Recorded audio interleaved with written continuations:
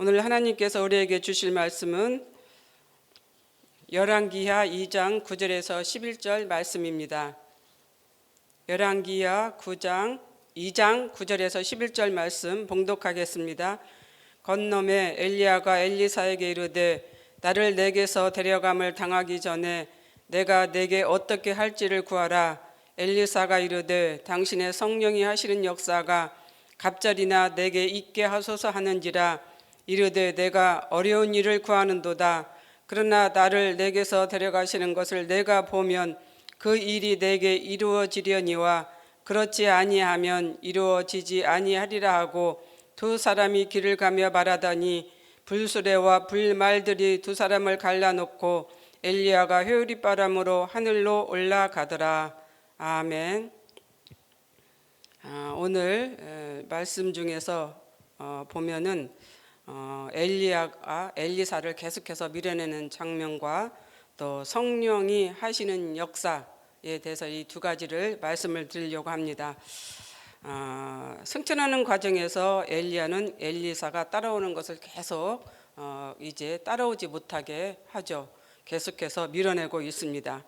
하지만 엘리사는 계속해서 밀어내지만은 따라오지 못하게 하지만 엘리사는 스승인 엘리야를 따라갑니다.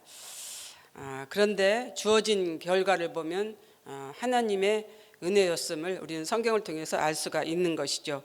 그렇다면 엘리야는 제자 엘리사를 왜 그렇게 따라오지 못하도록 말렸을까, 밀어냈을까? 여기에 대해서 성경은 기록하고 있지 않아서 정확한 뜻을 알 수 없지만 몇 가지로 추론해 볼 수는 있습니다. 첫째, 엘리야가 하늘로 승천하기 전 지상에서 마지막 삶을 혼자 조용히 생각하고 정리하려고 했던 것이 아닐까. 두 번째는 엘리사의 인내와 믿음을 시험해 보려고 하지 않았을까. 세 번째로는 하늘로 승천하는 모습을 엘리사에게 보여주려고 하지 않은 것이 아닐까. 이렇게 우리가 추론해 볼 수가 있습니다. 그런데 어떻게 보면 이 세 가지 조항이 다 맞을 수가 있습니다. 자신의 생의 마지막 여정에서 자신의 삶을 조용히 이제 돌아보기 위해서 한적한 시간을 갖고자 했을 수도 있습니다. 한편으로는 또 정리하고 준비할 그러한 시간도 가지려고 했던 이유도 되지 않을까 이런 생각도 해봅니다. 또 한 가지는 이제 자신의 그 승천하는 모습을 이제 엘리사에게 보여주지 않으려고 그렇게 했던 그 상황이 아니었을까. 왜냐하면은 이거 잘못 승천하는 모습을 보고 잘못 전해지면 사람들에게 와전되면은 또 문제가 생길 수가 있어서 그러지 않았을까 이렇게 생각도 해보게 됩니다.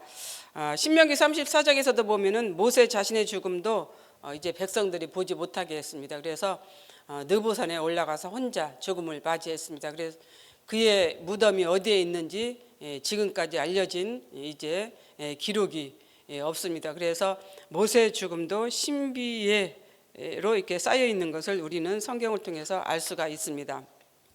어찌됐든 간에 엘리야는 엘리사가 따라오지 못하도록 계속해서 밀어냈다라고 하는 사실을 우리는 성경을 통해서 알 수가 있습니다. 그런데 이 세 가지의 추론도 가능하지만 가장 정확한 뜻이 성경에 이제 이렇게 설명하고 있다라고 저는 생각이 들었습니다.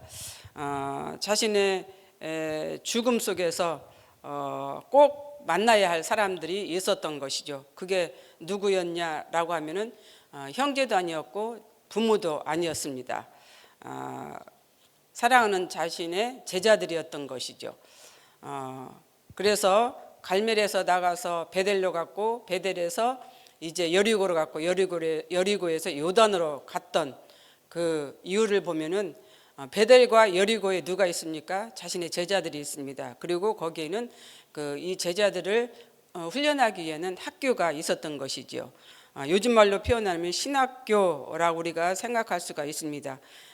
베델과 여리고에는 이렇게 훈련하는 선지자의 생도들을 훈련하는 학교가 있었습니다.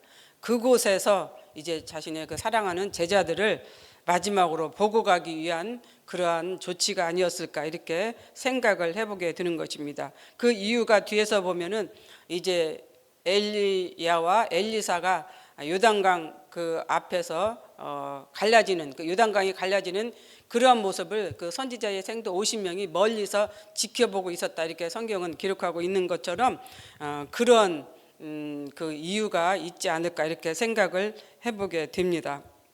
어찌 됐든 간에 엘리야는 하늘로 승천하면서 엘리사뿐만 아니라 멀리서 그 엘리사의 그 제자들이 50여 명이 보고 있었다라고 하는 사실을 우리는 성경을 통해서 알 수가 있습니다. 두 번째는 이제 스승의 마지막 여정길을 엘리사가 함께 했다라고 하는 그런 것이죠. 엘리야가 계속해서 밀어내는 작업을 했어도 엘리사는 떠나지 않았습니다. 왜 떠나지 않고 엘리야의 곁에 머물렀을까? 성경 그대로, 예전 그 성경의 기록대로 보면 갑절의 영감을 받기 위해서였죠. 이 갑절의 영감을 받기 위해서 엘리사는 엘리야의 곁을 떠나지 않았던 것입니다. 그런데 여기서 보면은 엘리야가 엘리사에게 조건을 들죠.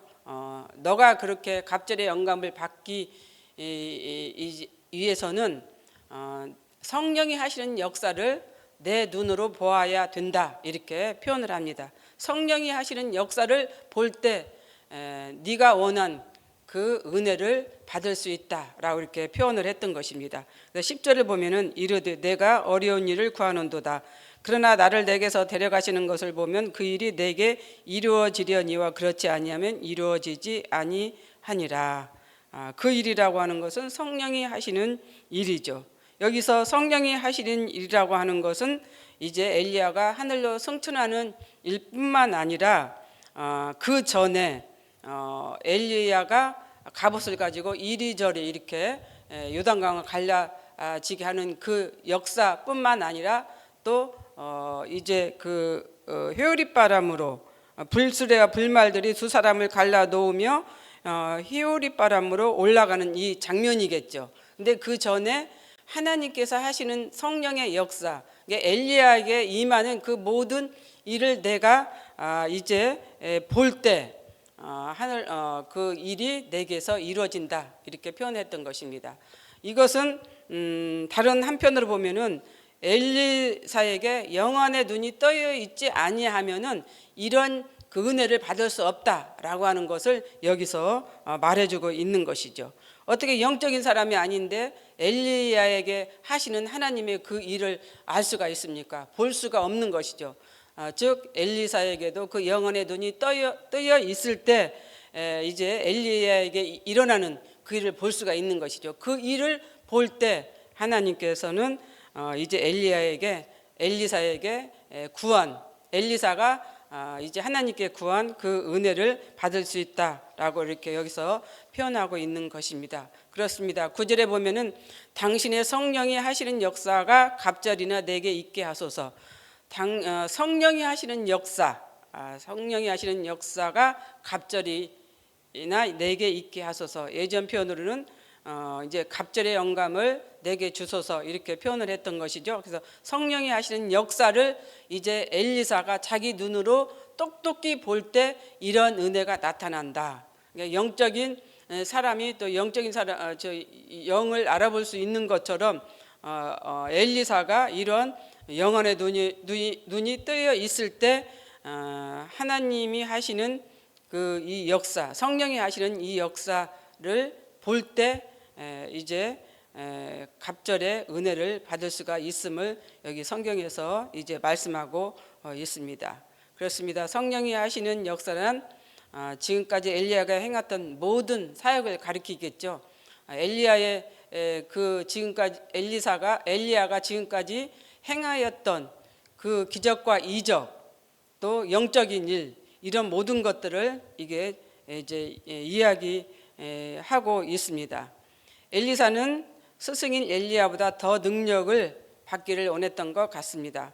만약 엘리사의 이런 구함이 사사로운 이익을 위해서 자신의 욕망을 채우기 위해서 구했다면 아마도 하나님은 엘리야를 통해서 이러한 갑절의 은혜, 갑절의 능력을 주시지 않았을 것입니다.